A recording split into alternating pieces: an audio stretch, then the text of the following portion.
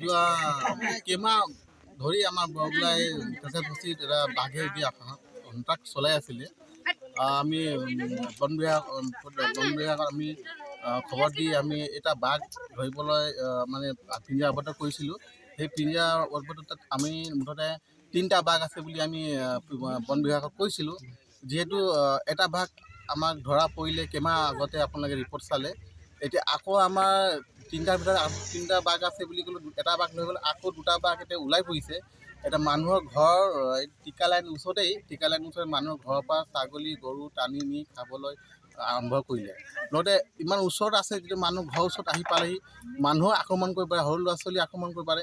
সেই মৰ্মে যোৱা নিশা ৰাতি ছাগলী এটা আমি প্ৰত্যক্ষ কৰিলোঁ, ধৰাৰ পাছত তাৰ ডিঙিত এনেকৈ ধৰিছে বাঘে।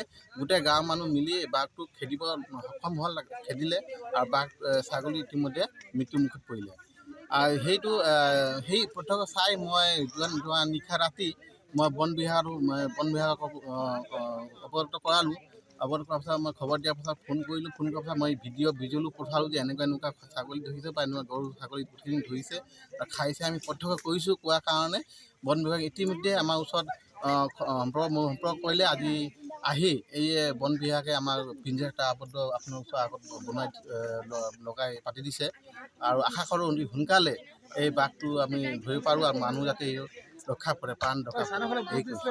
যিকোনো খবৰৰ বাবে যোগাযোগ কৰক 7099017330 লগতে 7099017110 নম্বৰত।